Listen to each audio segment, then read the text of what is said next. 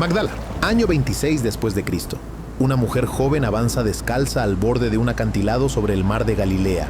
Lleva el cabello revuelto y la ropa sucia. Y aquí está lo extraño. En su mano lleva unos versículos escritos a mano y los tira al vacío. Llega al borde, mira hacia abajo, aprieta los puños y da un paso hacia el filo. Esta mujer se llama Lilith, pero tú seguramente la conocerás con el nombre: María Magdalena. Esta es la historia de una de las mujeres más mal interpretadas de toda la Biblia. Durante 1500 años la pintaron como prostituta arrepentida. Pero los evangelios nunca, en ningún versículo, dicen que María Magdalena haya sido prostituta. Entonces, ¿quién fue realmente María Magdalena? Esta es la historia de la primera mujer que creyó en Jesús. La única que lo acompañó durante todo su ministerio hasta el final. Y la primera testigo de la vida eterna. Pero también es la historia de una mujer rota por dentro, porque dentro de María algo muy oscuro la atormentaba, una herida tan profunda que sus demonios se habían apoderado de ella. Y su mayor batalla no fue contra el juicio de los demás, sino contra sí misma, contra sus sombras, contra sus traumas y contra la profunda soledad que la consumió por dentro, hasta que Jesús la encontró. María nació en Magdala, una ciudad portuaria al borde del mar de Galilea. Su padre era un comerciante de pescado, un hombre piadoso, temeroso de Dios, que tomó una decisión poco común para su época. Decidió que su hija, aunque fuera mujer, conocería las Escrituras tan bien como cualquier hombre. Cada noche, después de cenar, encendía la lámpara de aceite. Se sentaba en el suelo de tierra de la cocina con la pequeña María y le hacía recitar los salmos. Le enseñaba el alfabeto hebreo trazado con un palito en la ceniza del fuego y le contaba las parábolas de los profetas como si fueran cuentos para dormir. Pero hubo una frase que él le repetía siempre, una frase que había escogido específicamente para ella. La encontró en el libro de Isaías, capítulo 43. Así dice el Señor que te creó, oh María, el que te formó. No temas, porque yo te redimí. Te he llamado por tu nombre.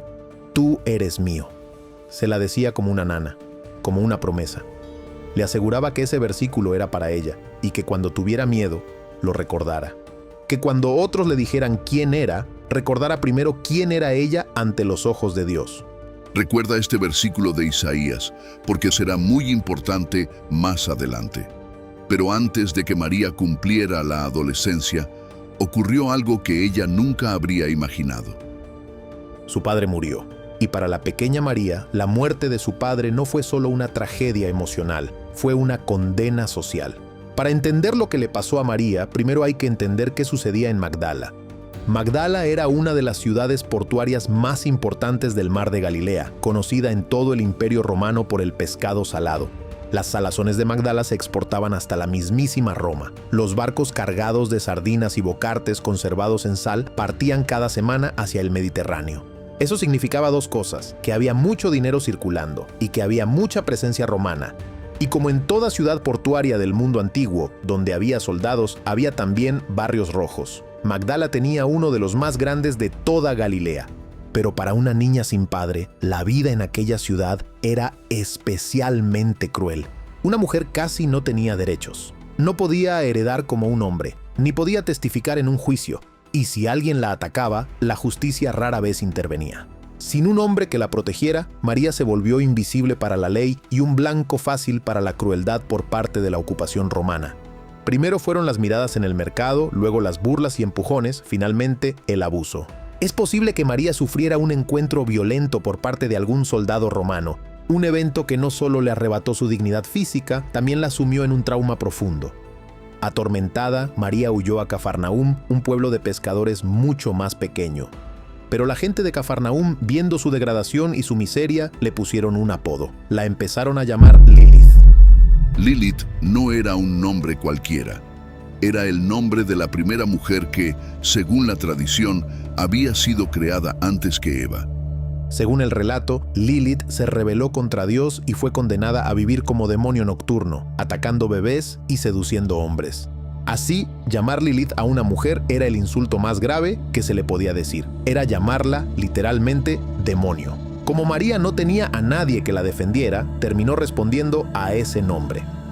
Lucas, años después, lo describiría con una sola frase: de ella habían salido 7 demonios. En la simbología bíblica, el número 7 representa lo completo. la totalidad. El texto quiere representar que Lilith estaba completamente cautiva por la oscuridad. ¿Eran 7 demonios literales o un trastorno de estrés postraumático? Los evangelios no entran en el debate, pero lo que sí está claro es que su sufrimiento era visible para toda la ciudad. Sus demonios se manifestaban como voces internas, voces que le susurraban día y noche. Estaba en un estado de hipervigilancia y terror constante. Para no escuchar las voces, Lilith empezó a refugiarse en la taberna del puerto. Allí bebía vino sin parar, mientras los hombres del lugar la miraban con una mezcla de lástima y burla. Y aquí hay algo que conviene aclarar. Durante 1500 años, la Iglesia presentó a María Magdalena como prostituta arrepentida, pero los evangelios jamás lo afirman, nunca en ningún versículo. La confusión nació en el año 591. El Papa Gregorio Magno, en una homilía pública, mezcló a 3 mujeres bíblicas distintas: María Magdalena, María de Betania y la mujer pecadora anónima del capítulo 7 de Lucas. El error se propagó por sermones, por pinturas, por libros enteros durante siglos. No fue hasta 1969 que el Vaticano corrigió oficialmente esa interpretación, pero el daño ya estaba hecho. El verdadero problema de María nunca fue la prostitución, era una oscuridad que la había atormentado hasta vaciarla por dentro. Una noche, los líderes de la sinagoga decidieron que tenían que hacer algo con Lilith.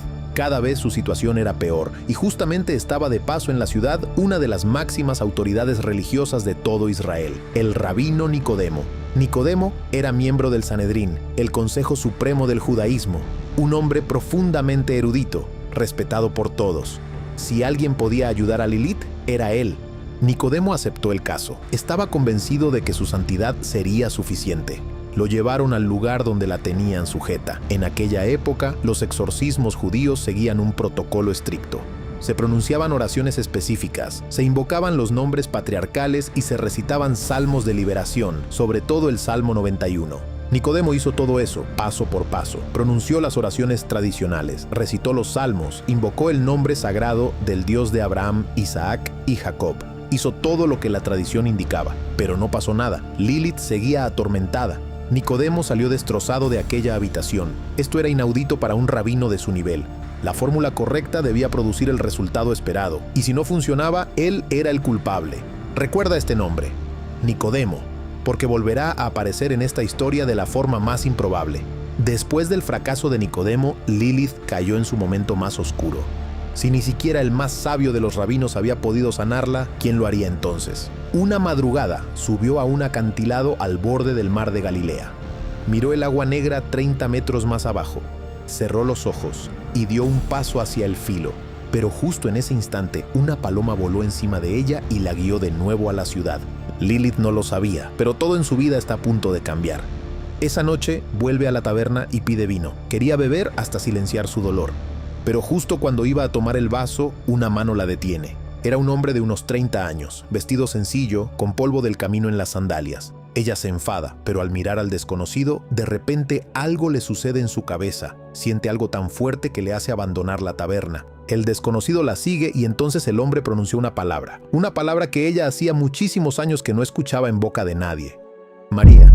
María de Magdala. Ella se detiene en seco y le pregunta quién es, y el desconocido le contesta: así dice el Señor que te creó, oh María, el que te formó. No temas, porque yo te he redimido, te he llamado por tu nombre, tú eres mía. María se quedó atónita.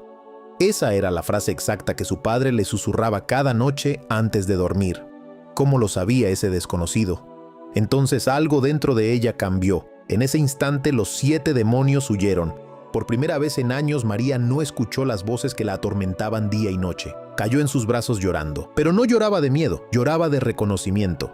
Después de años escuchando voces que le decían quién no era, alguien acababa de devolverle la voz que le decía quién sí era. Aquí hay que detenerse un momento, porque este momento explica una de las verdades más profundas de la fe cristiana. Existen 2 maneras muy distintas de relacionarse con Dios. La primera es la religión mediante las obras. La religión te dice que tienes que hacer cosas para ganarte el amor de Dios. Cumplir reglas, rezar mucho, ayunar, seguir rituales correctos y evitar el pecado. Si lo haces bien, Dios te acepta. Si lo haces mal, Dios se aleja. En la religión, eres tú quien sube hacia Dios. Tu aceptación depende de tu esfuerzo. La segunda manera se llama evangelio, que en griego significa literalmente buena noticia. Y el evangelio te dice exactamente lo contrario. Te dice que Dios ya te ama y ya te aceptó antes de que tú hicieras absolutamente nada por merecerlo. No tienes que ganártelo, no puedes ganártelo. Es un regalo. En el evangelio es Dios quien baja hacia ti. Tu aceptación no depende de tu esfuerzo, sino de su gracia. Y mira lo que pasó esa noche en Cafarnaúm. Nicodemo hizo todo lo correcto, las oraciones exactas, los rituales exactos, esfuerzo humano puro, dirigido hacia arriba, intentando alcanzar a Dios para que sanara a María, y fracasó. Jesús, en cambio, no le pidió a María que rezara primero, no le pidió que se arrepintiera o que se purificara, no le pidió absolutamente nada. Simplemente se acercó y la llamó por su nombre. María no hizo nada para merecerlo, simplemente fue encontrada. A partir de esa noche, María recuperó su nombre y también la felicidad. Parecía otra persona. Estaba limpia, peinada, con ropa nueva. En Jerusalén, Nicodemo se entera de que han visto a Lilith completamente renovada y decide ir a buscarla para asegurarse de que su exorcismo finalmente había funcionado. Nicodemo encuentra a María y se queda sin palabras. La última imagen que tenía de ella era una mujer poseída y ahora la veía con los ojos más claros que él mismo había visto en su vida. Estaban limpios, tranquilos, en paz.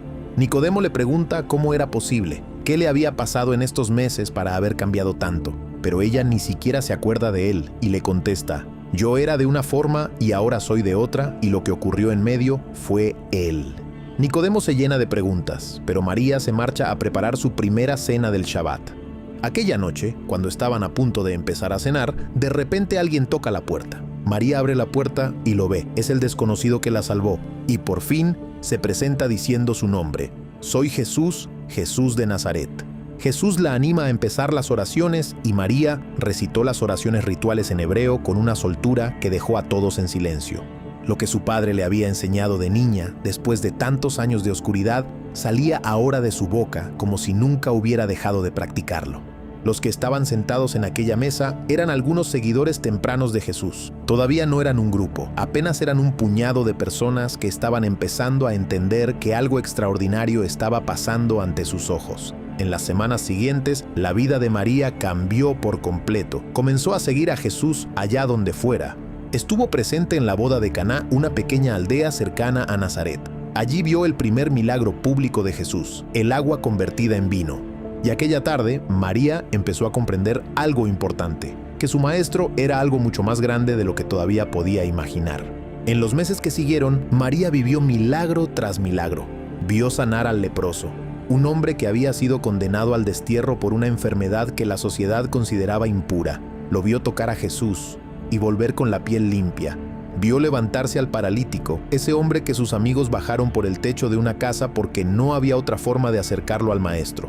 Vio a la suegra de Pedro, ardiendo en fiebre, recobrar fuerzas con un solo toque y empezar a servir la comida como si nada hubiera pasado.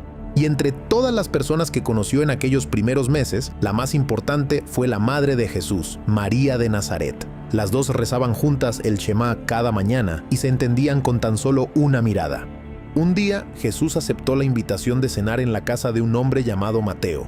Mateo era recaudador de impuestos para el Imperio Romano, y esto es más importante de lo que crees. Los recaudadores eran considerados traidores a su propio pueblo. Trabajaban para Roma, robaban a los suyos, cobraban más de lo debido y se quedaban con la diferencia. Eran odiados por todos los judíos observantes y tenían prohibida la entrada a las sinagogas. Cuando Jesús anunció que iba a cenar con uno de ellos, los discípulos se incomodaron. Algunos se quejaron en voz baja, incluso hubo algunos que no quisieron entrar a la casa, pero María sí entró. Ayudó con la comida, saludó a Mateo y le sirvió panásimo con sus propias manos. Cuando él levantó la mirada para agradecer, no encontró desprecio. María lo trató como un hermano.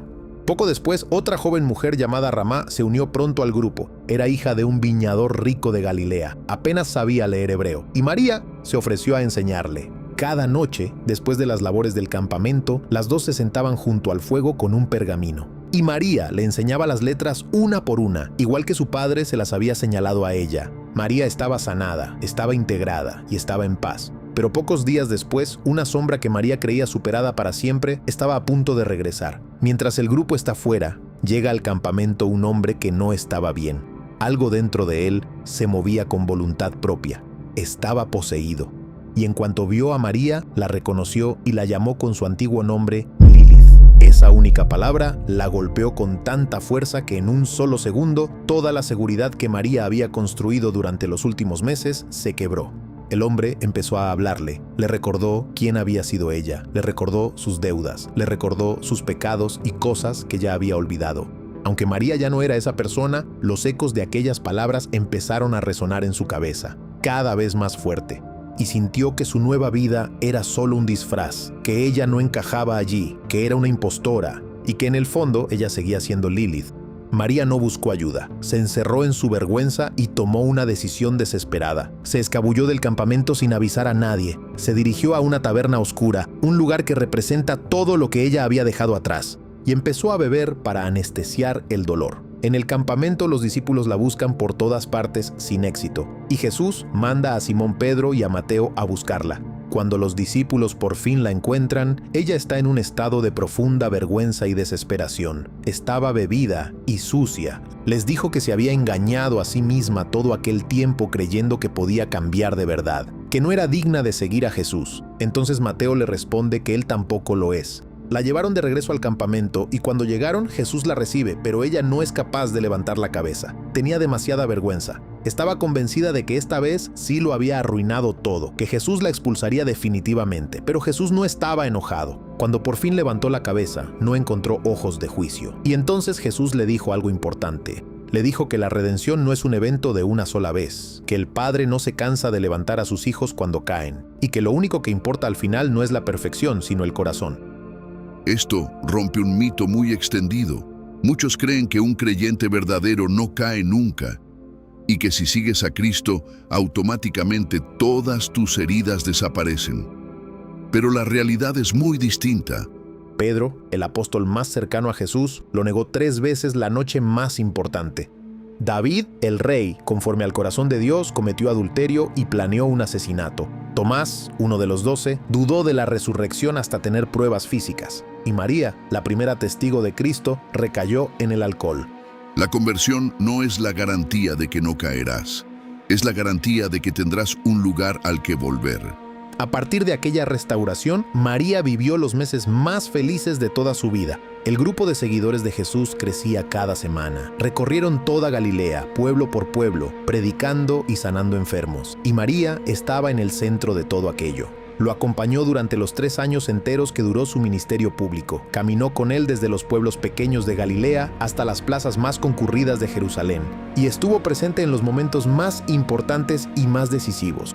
Con el paso de los meses, Jesús empezó a confiar a algunos discípulos la tarea de memorizar y registrar sus enseñanzas. Mateo, que había sido escriba para los romanos, llevaba la mayor parte del trabajo. Era el más preparado del grupo. Sabía leer y escribir griego, arameo y hebreo. Pero María también tomaba notas, tenía la memoria entrenada desde niña. Y aquí hay algo importante que pocos conocen. Parte de lo que hoy leemos en los evangelios pasó por la memoria de María Magdala antes de quedar escrito. Cuando se acercó el momento del sermón más importante del ministerio público de Jesús, el Sermón del Monte, Jesús pasó días enteros preparándolo. Llamó a Mateo y a María para que escucharan y le dijeran qué bienaventuranzas sonaban más claras y cuáles necesitaban afinarse. Y cuando finalmente Jesús lo pronunció frente a centenares de personas, ella estuvo ahí, en primera fila. Vio cómo Jesús devolvió la vista a un ciego que llevaba toda la vida en la oscuridad, cómo expulsó demonios de personas que llevaban años atadas, y cómo calmó la tormenta en el lago de Galilea con solo 3 palabras. Cada milagro le confirmaba lo que ella ya sabía, que Jesús era más que un hombre. Jesús envió a los 12 apóstoles por las ciudades de Israel. En el campamento quedaron las mujeres, los niños y unos pocos discípulos auxiliares. Mientras los hombres recorrían los caminos de Galilea, fue María quien dirigió la vida del campamento. Organizó las comidas, cuidó a los niños y atendió a los enfermos. Incluso acompañó a la madre de Jesús en sus oraciones. Las mujeres fueron las que sostuvieron el corazón del ministerio durante todo aquel tiempo. En aquellos meses se acercaron al grupo nuevas mujeres que la sociedad judía rechazaba. La primera fue Fotina, la samaritana del pozo de Jacob. Y aquí hay que entender algo importante. Los samaritanos y los judíos llevaban más de 400 años odiándose. Se consideraban enemigos. No comían en la misma mesa. Ni siquiera se hablaban. Que una samaritana se uniera al grupo de seguidores de un rabino judío era un escándalo para toda Galilea. Pero María fue una de las primeras en abrazarla cuando llegó. La trató como a una hermana desde el primer día, y junto a Fotina llegaron otras, viudas que se acercaban tímidamente buscando consuelo, y mujeres que durante años habían trabajado en los barrios rojos de Galilea, y que ahora querían salir de esa vida. Todas veían en María la prueba viviente de que la salida existía. Entonces llegó uno de los milagros más espectaculares de todo el ministerio: la multiplicación de los panes. 5,000 hombres, sin contar mujeres y niños, solo 5 panes y 2 peces. Jesús bendijo lo poco que tenían, 5 panes y 2 peces, y empezó a partirlo. María recibió un pan partido en sus propias manos y vio cómo los cestos no se vaciaban nunca. Sobraron 12 canastas llenas. Pero apenas terminó el milagro, empezó la etapa más densa y oscura de todas las que María vivió junto al Maestro. Todo empezó a cambiar con una noticia que heló la sangre del grupo. Juan el Bautista había sido decapitado. Herodes Antipas, en un arrebato de orgullo borracho y por el capricho de una bailarina, había apagado la voz que clamaba en el desierto. Cuando la noticia llegó, Jesús se retiró solo a un lugar apartado a llorar. Y María, que lo veía de lejos, entendió algo terrible. Si Herodes había matado a Juan, el hombre que había bautizado a Jesús en el Jordán, no había nada que impidiera que Roma o el Sanedrín hicieran lo mismo con el Maestro. Pocos días después, en Cesarea de Filipo, Jesús hizo a sus discípulos una pregunta que les cambió la vida. ¿Y vosotros, quién decís que soy yo? Simón, el pescador impulsivo de Capernaum, respondió sin pensarlo 2 veces: Tú eres el Cristo, el Hijo del Dios viviente. Y entonces Jesús le dijo algo que ningún rabino había dicho jamás a un discípulo: Tú eres Pedro, y sobre esta piedra edificaré mi iglesia. Le cambió el nombre, como había hecho Dios con Abraham y con Jacob. María entendió mejor que nadie el peso de aquel cambio, porque ella misma había vivido un cambio de nombre años antes, de Lilith a María. Sabía exactamente lo que significaba que el Hijo de Dios te llamara por un nombre nuevo. Significaba que tu vida entera acababa de empezar de cero. Pero el golpe más duro para el corazón del grupo aún estaba por llegar. En un momento de caos y persecución ocurrió lo impensable. Ramá murió. Aquella joven que había dejado su vida de lujos para aprender a leer el hebreo junto a María fue arrebatada de forma violenta. María fue de las primeras en llegar a su lado. Vio la túnica roja de Ramá teñirse de un rojo más oscuro y real. Vio a Jesús mirar a Ramá con una tristeza que no tenía palabras y vio cómo, por primera vez, el Maestro dejaba que la muerte se llevara a uno de los suyos. María intentó estar cerca de su prometido Tomás en su duelo, pero él ya no era el mismo. No comía, apenas dormía. El hombre que un día fue preciso y lógico, ahora era un pozo de resentimiento y silencio. María lo acompañó, pero esta vez no hubo palabras mágicas que calmaran la herida. Tomás dejó de comer, dejó de reír y empezó a mirar a Jesús no con fe, sino con una pregunta dolorosa que nadie sabía responder. Tras la muerte de Ramá, el campamento era un lugar de sombras. Los discípulos esperaban que Jesús diera media vuelta, que regresaran a la seguridad de las colinas de Galilea. Pero Jesús no miró hacia atrás. A pesar del dolor, dio una orden clara. Iban a Jerusalén, y no para una visita rápida, sino para la Pascua. El viaje hacia el sur fue el más extraño de todos. Jesús caminaba hacia la ciudad santa con una determinación que asustaba a los apóstoles. Ya no se detenía en cada aldea a predicar parábolas de esperanza. Ahora sus palabras hablaban de sacrificio. María observaba este cambio con una lucidez terrible. Ella veía a Jesús preparar a sus amigos para un mundo donde él ya no estaría. Los discípulos varones, con Simón Pedro a la cabeza, no lo entendían. Pedro estaba furioso y confundido. No comprendía por qué Jesús caminaba hacia la boca del lobo justo cuando más débiles se sentían. Durante ese camino hacia el sur, María Magdalena se convirtió en el ancla silenciosa del grupo. Ella veía cómo el grupo se fracturaba. Judas empezaba a mirar la bolsa de dinero con desprecio, y los hijos de Zebedeo seguían discutiendo por puestos de poder en un reino que ellos imaginaban con tronos de oro. Llegaron a Betania, y allí ocurrió el evento que selló el destino de todos. Lázaro, amigo cercano del Maestro, llevaba 4 días enterrado. Sus hermanas estaban inconsolables. Jesús también lloró. Es la única vez en los 4 evangelios en que se registra que Cristo lloró frente a una tumba. Después se acercó al sepulcro, pidió que retiraran la piedra y pronunció una orden de 3 palabras: Lázaro, ven fuera.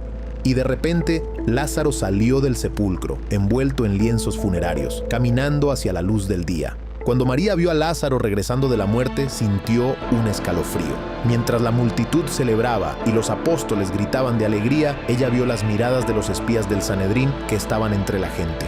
Comprendió, con una lucidez terrible, que al darle la vida a Lázaro, Jesús acababa de firmar su propia sentencia de muerte. Las autoridades no permitirían que un hombre con tal poder siguiera libre. Y no todo iba bien dentro del grupo. Las tensiones internas crecían cada semana. Judas, el discípulo encargado de la bolsa común, empezó a quejarse en voz baja del derroche del maestro.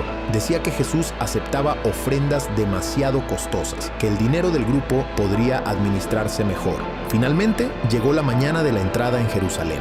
Jesús subió a Jerusalén montado en un pollino y entró en Jerusalén, cumpliendo la profecía del libro de Zacarías. La multitud lo recibió como a un rey. Extendían sus mantos en el camino y agitaban ramas de palmera mientras gritaban «Hosana», creyendo que el libertador político había llegado para expulsar a los romanos. Los discípulos varones se dejaron llevar. Por un momento, el dolor por la muerte de Ramá y el miedo al Sanedrín parecieron quedar atrás. Se miraban entre ellos, empezando a creer que, finalmente, el reino de tronos y coronas que tanto habían soñado estaba a punto de materializarse. Pero si te fijabas en María Magdalena, el contraste era absoluto. Ella caminaba a pocos metros del pollino, esquivando las palmas que caían al suelo, pero sus labios permanecían cerrados. No gritaba, no celebraba. Mientras cruzaban las puertas de la ciudad, ella fue la única que no dejó de mirar hacia la colina, donde unos días después todo terminaría. Tras la entrada triunfal del domingo, María empezó a notar algo en el aire de Jerusalén que la asustaba. La ciudad había dejado de ser un lugar de acogida. Se había convertido en una olla a presión a punto de explotar. Los romanos habían reforzado las guarniciones por la fiesta de la Pascua. Los espías del Sanedrín estaban en cada esquina del templo. Y Jesús, en lugar de retroceder, entró al atrio exterior del templo y se detuvo en seco. Allí estaban los cambistas, los vendedores de palomas, los mercaderes que cobraban tasas abusivas a los peregrinos pobres por cambiar sus monedas en la moneda oficial del templo. Lo que durante años Jesús había visto y soportado, esa mañana lo desbordó. Volcó las mesas, soltó a los animales, echó a los mercaderes con un látigo improvisado y gritó por todo el atrio una frase que iba a cambiar la dinámica de toda la semana. Mi casa será llamada casa de oración, pero vosotros la habéis hecho cueva de ladrones. Los sacerdotes que vieron aquello supieron en ese mismo momento que tenían que matarlo, y cuanto antes. María lo vio todo desde unos metros paralizada y notó algo en los ojos del maestro que nunca había visto en todos los meses que llevaban juntos en las colinas de Galilea: furia. Durante las noches de esa semana, el grupo se retiraba a Betania para protegerse. Fue allí donde se consolidó el vínculo más fuerte de la serie, el de María Magdalena y María, la madre de Jesús. María Magdalena se convirtió en el apoyo constante de la madre. Veía a la Virgen María observar a su hijo con una mezcla de orgullo divino y dolor humano. Sin necesidad de muchas palabras, las dos Marías compartían el peso de lo que venía. En los días siguientes, los fariseos y los saduceos intentaron acorralar a Jesús con preguntas trampa, una tras otra. La más famosa de todas fue la del impuesto al César. Le mostraron una moneda romana de plata y le preguntaron si era lícito pagar tributo al emperador. Si Jesús decía que sí, traicionaba al pueblo judío. Si decía que no, era una traición directa a Roma. Jesús pidió la moneda, la miró un instante y respondió con 11 palabras que iban a quedar para siempre en la memoria del mundo. Dad al César lo que es del César y a Dios lo que es de Dios. María observaba todo desde el rincón de las mujeres, y cada noche, al volver al campamento de Betania donde se hospedaban, sentía cómo la tensión crecía. La situación se volvía más peligrosa con cada día que pasaba, pero la amenaza más grande de aquellos días no estaba en el templo, estaba dentro del propio grupo. Judas, el discípulo encargado de la bolsa común, había llegado a su punto de quiebre, y no era solo avaricia, era algo más profundo. Era una decepción amarga que llevaba años acumulándose. Judas había seguido a Jesús durante 3 años, convencido de que un día lo vería sentarse en el trono de David, de que el Maestro usaría su poder divino para derrocar a Roma y restaurar el reino glorioso de Israel. Pero aquella semana, viendo a Jesús cómo hablaba de su propia muerte en lugar de su propia coronación, Judas se rompió por dentro y tomó una decisión. Esa misma semana, Judas se reunió en secreto con los sumos sacerdotes en las sombras del palacio del Sanedrín y vendió a Jesús por 30 monedas de plata, el precio que la ley de Moisés establecía para indemnizar al dueño de un esclavo herido por un buey. Esa fue la cantidad por la que se vendió al Hijo de Dios. Hay una teoría que debes conocer sobre este momento.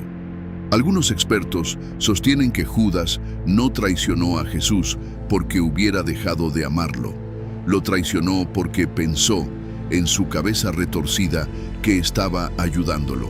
Se convenció a sí mismo de que estaba forzando la mano del Maestro, de que si lo entregaba a las autoridades, Jesús finalmente tendría que actuar como rey para defenderse y usaría su poder divino para destruir a sus enemigos con fuego del cielo. Esa fue la lógica que lo perdió para siempre. Mientras Judas se hundía en las sombras, otros discípulos también se desmoronaban por dentro. Tomás seguía siendo una cáscara vacía después de la muerte de Ramá. María intentó acercarse a él muchas veces durante aquellos días, pero entendió que Tomás representaba la duda silenciosa de todo el grupo. La pregunta que nadie más se atrevía a hacer en voz alta: ¿vale la pena el reino si solo trae dolor? ¿Vale la pena seguir a Jesús si los que lo siguen acaban muertos? Llegó el jueves por la noche, la cena de Pascua, la última cena. Jesús cenó con los 12 apóstoles en una sala alta de Jerusalén. María Magdalena no estuvo en aquella sala. La sala alta era solo para los apóstoles, pero ella, junto a la madre de Jesús y las otras mujeres, esperó en una casa cercana. Sabían que esa noche algo iba a romperse para siempre. En la sala alta, mientras tanto, Jesús se quitó el manto, se ciñó una toalla a la cintura, llenó una jofaina de agua y empezó a lavar los pies de sus discípulos uno por uno. En el judaísmo del primer siglo, lavar los pies era trabajo de esclavos. Ningún rabino lo hacía, ningún maestro lo hacía. Era un acto que rompía todas las jerarquías sociales. Pedro se negó al principio, pero Jesús le dijo que si no le permitía lavarle los pies, no podría tener parte con él. Jesús, el Hijo de Dios, lavó los pies sucios del polvo del camino de los 12 hombres que dentro de pocas horas iban a abandonarlo. Después de la cena, Jesús hizo una declaración que congeló la sala. Uno de los 12 lo iba a entregar esa misma noche. Los discípulos se miraron entre ellos, cada uno preguntando con la voz quebrada: ¿Soy yo, Señor? Jesús no contestó con palabras. Mojó un trozo de pan en el cuenco de salsa y se lo entregó a Judas. Era el gesto tradicional del anfitrión hacia el invitado de honor en una cena judía, un último gesto de amor hacia un amigo que en realidad ya se había ido. Judas tomó el pan, lo masticó, se levantó y salió de la sala sin decir una palabra. Cuando la puerta se cerró tras él, el aire de toda la habitación cambió. Entonces Jesús tomó un pan ácimo, lo bendijo, lo partió y lo repartió diciendo solo 4 palabras: «Esto es mi cuerpo». Después tomó una copa de vino, la bendijo y la pasó diciendo: «Esta es mi sangre, derramada para perdón de los pecados». Estaba instituyendo en aquella mesa pequeña de Jerusalén la cena que la iglesia cristiana celebraría cada domingo durante los siguientes 2000 años. Pasada la medianoche, Jesús subió con los 11 apóstoles que quedaban al huerto de Getsemaní. María Magdalena y las otras mujeres, presintiendo lo que venía, no pudieron quedarse en la casa. Salieron al huerto y se mantuvieron a cierta distancia, vigilando en silencio entre los olivos. En el centro del olivar, Jesús se arrodilló a orar. Y oró 3 veces seguidas con una angustia tan intensa que su sudor se mezcló con sangre, según registraría Lucas en su Evangelio. «Padre mío, si es posible, pase de mí esta copa, pero no se haga mi voluntad, sino la tuya». Mientras Jesús sudaba sangre, los 3 apóstoles más cercanos al Maestro, Pedro, Santiago y Juan, se quedaron dormidos, vencidos por el cansancio. Y María, desde unos metros, escuchaba los sollozos del Maestro mezclados con los ronquidos de los discípulos. Aquella imagen jamás se le borraría. María vio cómo bajaban por el camino del monte hacia el huerto decenas de soldados del Sanedrín, armados con espadas y palos.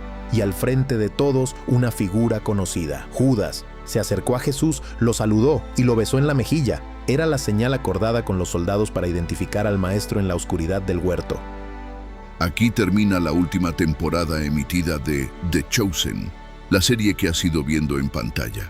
Sin embargo, ya han grabado las 2 últimas temporadas, donde expondrán los 2 momentos más importantes de la vida de María Magdalena. El primero comienza esa misma madrugada. Aquella noche fue la más larga que María recordaría jamás. Los soldados llevaron a Jesús primero a casa de Anás, el suegro del sumo sacerdote, después a casa de Caifás, después al palacio del Sanedrín y al amanecer ante el gobernador romano, Poncio Pilato. En el patio del palacio de Caifás, Pedro negó 3 veces conocer al maestro. Cuando el gallo cantó, salió huyendo a llorar amargamente.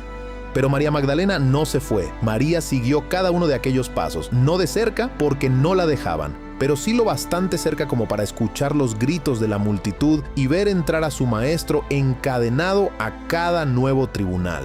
Al amanecer, los soldados sacaron a Jesús a la columna del flagelo, le arrancaron la túnica y le descargaron 39 latigazos sobre la espalda desnuda. María oyó los azotes desde fuera, escondida entre la gente. Después le pusieron una corona de espinos, le echaron encima un manto de púrpura y los soldados se rieron de él fingiendo adorarlo como rey de los judíos. Cuando por fin Pilato lo presentó al pueblo y dijo: «Ecce homo», he aquí el hombre. María lo vio desde el fondo del patio. Estaba irreconocible, la cara hinchada, la espalda en carne viva y los ojos hundidos por la noche entera sin dormir, pero seguía siendo él. Después le cargaron sobre los hombros destrozados el madero de la cruz y le mandaron caminar. El camino hacia el Gólgota tenía apenas 600 metros, pero para Jesús fue el más largo de toda su vida. Cayó 3 veces, la gente gritaba, los soldados golpeaban y allí, abriéndose paso entre la multitud, caminaban las mujeres. María Magdalena, María, la madre de Jesús, María de Cleofás, Salomé y Juana. Cuando llegaron al Calvario, los soldados clavaron a Jesús en la cruz, le atravesaron las muñecas y los pies con clavos de hierro y levantaron el madero entre 2 ladrones condenados.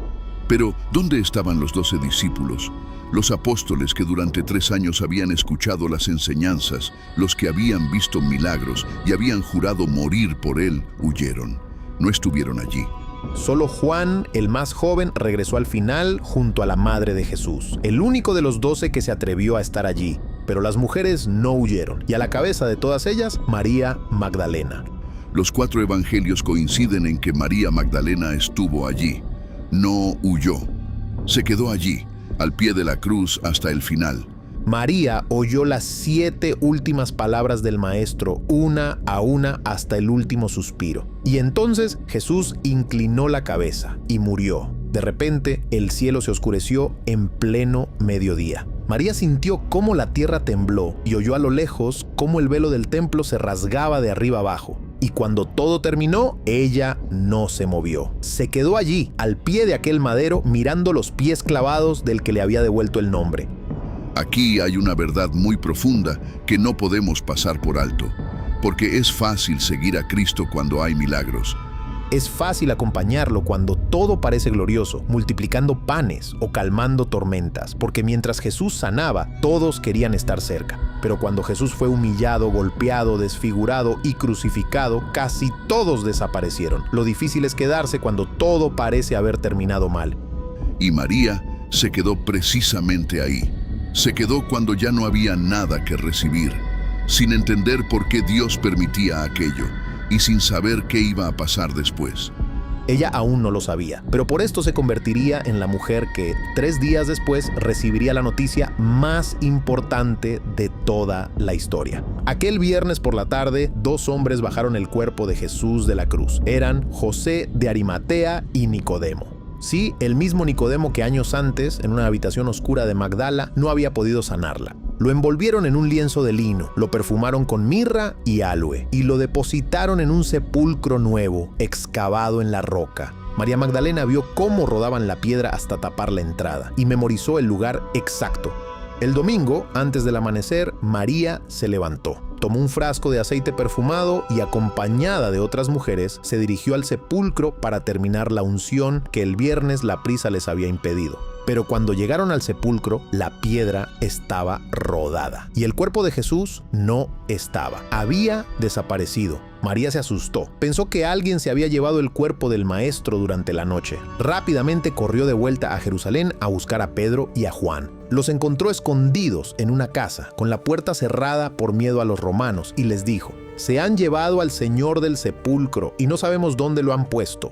Pedro y Juan salieron corriendo hacia el sepulcro, y María corrió detrás de ellos. Cuando llegaron, encontraron los lienzos plegados en el suelo y el sudario de la cabeza enrollado aparte en un lugar separado, pero el cuerpo no estaba. Los discípulos no entendieron qué estaba pasando, se miraron entre ellos y volvieron a la ciudad. Pero María no se fue. Otra vez, no se fue. Se quedó allí, fuera del sepulcro, llorando sola, sentada en el polvo del huerto. Y entonces, mientras lloraba, se inclinó para mirar dentro de la tumba una vez más. Y vio 2 ángeles vestidos de blanco, uno sentado a la cabecera, otro a los pies del lugar donde había estado el cuerpo. «Mujer, ¿por qué lloras?», le preguntaron. Ella respondió con la voz quebrada: «Porque se han llevado a mi Señor y no sé dónde lo han puesto». Al decir esto, se dio la vuelta y vio a un hombre de pie detrás de ella. Por la luz tenue del amanecer pensó que era el hortelano del huerto. El hombre le preguntó: «Mujer, ¿por qué lloras? ¿A quién buscas?». Ella, sin reconocerlo, le suplicó: «Señor, si tú te lo has llevado, dime dónde lo has puesto y yo me lo llevaré». Y entonces aquel hombre pronunció una sola palabra, la misma palabra que años atrás, en una taberna de Cafarnaúm, había roto las cadenas de sus 7 demonios. «María». María alzó la mirada y reconoció al maestro. Se lanzó hacia él queriendo abrazarlo, pero Jesús la detuvo con dulzura. «No me toques, porque todavía no he subido a mi Padre, pero ve a mis hermanos y diles: subo a mi Padre y vuestro Padre, a mi Dios y vuestro Dios». Pero, ¿por qué Jesús eligió a María Magdalena? Cuando llegó el instante de revelar al mundo el milagro más grande de toda la historia, la victoria definitiva sobre la muerte, Jesús podría haberse aparecido a cualquiera. Podría haberse presentado ante Pilato para avergonzar a Roma. Podría haber entrado en el templo y haber callado para siempre al Sanedrín. O podría haberse aparecido primero a Pedro, el discípulo al que había nombrado piedra de su iglesia. Sin embargo, Jesús eligió aparecerse a una mujer que años antes había estado tan rota que había querido tirarse por un acantilado, a la que la sociedad había descartado, y la convirtió en la primera testigo de la vida eterna. Y hay un detalle que conviene no pasar por alto. En aquella época, el testimonio de una mujer ni siquiera era válido en un tribunal judío. No tenía valor legal. Y aún así, Jesús quiso que la primera persona en anunciar la resurrección al mundo entero fuera precisamente una mujer. Los primeros cristianos lo entendieron tan bien que la llamaron apóstol de los apóstoles, la primera de todos. Y esto nos enseña algo profundo sobre la fe cristiana. Dios no elige a los suyos por sus méritos, ni por sus títulos, ni por su sabiduría o por su fuerza. Los elige por amor. María se quedó al pie de la cruz por amor cuando todos huyeron, y por amor también se quedó al pie del sepulcro cuando todos se fueron. Por eso María fue la elegida, la primera persona en saber que la muerte había sido vencida y que Jesús había resucitado. María corrió a Jerusalén, entró en la casa donde se escondían los discípulos y pronunció 6 palabras que cambiarían la historia del mundo. «He visto al Señor, está vivo». Al principio no la creyeron, pero a lo largo de los 40 días siguientes, Jesús se apareció a otros muchos.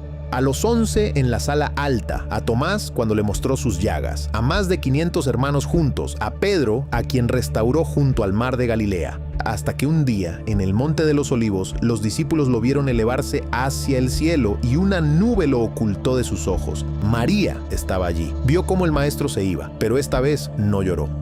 10 días después, en Pentecostés, descendió el Espíritu Santo sobre los reunidos en la sala alta, y María Magdalena estaba entre ellos. A partir de aquel día, su vida entera fue puro testimonio. La tradición cuenta que María acompañó al apóstol Juan en sus viajes y junto a la madre de Jesús se trasladó a Éfeso, donde vivió sus últimos años en oración. Otra tradición muy querida en el sur de Francia dice que cruzó el Mediterráneo en una barca junto a Lázaro y que pasó sus últimos años en una gruta de la montaña de la Sainte-Baume en oración contemplativa. No sabemos cuál de las 2 tradiciones es la verdadera, quizá ninguna, pero lo que sí sabemos es que María de Magdala fue enterrada como una santa. La Iglesia Oriental la honró con el título de igual a los apóstoles y la Iglesia Occidental la celebra cada 22 de julio. La historia de María Magdalena no es la historia de una mujer especialmente santa, ni especialmente fuerte, ni especialmente sabia. Es la historia de alguien rota por dentro, despreciada por todos, que un día fue encontrada por Jesús y que a partir de aquella noche ya no volvió a soltarle la mano. Todos tenemos demonios y todos hemos conocido la oscuridad, cada uno a nuestra manera. La oscuridad no siempre tiene forma de demonio. A veces es una voz interior que repite día y noche que no vales lo suficiente. Pueden ser heridas viejas que arrastramos durante años o las vergüenzas que escondemos, los miedos que no nos dejan dormir o los pecados que creíamos perdonados, pero que vuelven en mitad de la noche para recordarnos quiénes fuimos. Todos, en algún momento, hemos escuchado sus voces. En el caso de María, las voces se hicieron tan grandes que le arrebataron su identidad. Porque nuestra identidad no la elegimos solos. Se va formando año tras año con las voces que escuchamos. La voz del padre que nos dijo que no servíamos. La voz del niño que nos puso un apodo en el colegio. O la voz de la pareja que nos abandonó. La voz interior que repite en bucle los peores momentos de nuestra vida. Esas voces se acumulan y un día, sin darnos cuenta, terminamos creyendo que somos lo que ellas dicen. Eso fue exactamente lo que le pasó a María. Y aquí es donde entra la fe. La fe es atreverse a confiar en la voz de Dios, una voz que no procede de tu historia, sino de fuera de ella. La fe de atreverse a creer que hay alguien más fuerte que tus heridas. La fe no te promete que las voces se vayan para siempre. María recayó, como ya viste en este relato, y aún así fue elegida para ser la primera testigo de la resurrección. Porque para creer hace falta valentía. Esa valentía, esa fe testaruda que no se rinde es lo que Dios busca. No la perfección o la santidad, sino la valentía de seguir creyendo cuando ya no quedan razones para hacerlo. Por eso, recuerda esto. Tus demonios no tienen la última palabra. Tu pasado no determina tu destino. Tus errores no son tu identidad. Cuando sientas las voces de tus demonios, levanta la mirada. Aprieta los puños y atrévete a creer, porque eso es la fe. La inteligencia artificial de YouTube ha desmonetizado este canal cristiano sin explicación, pero tu acción puede evitar que el poder de la palabra desaparezca. Necesitamos que una persona real de YouTube revise nuestro caso, y la única forma de lograrlo es consiguiendo suficientes comentarios de apoyo en X. Solo 1 minuto de tu tiempo puede salvar este canal. Más información en los comentarios.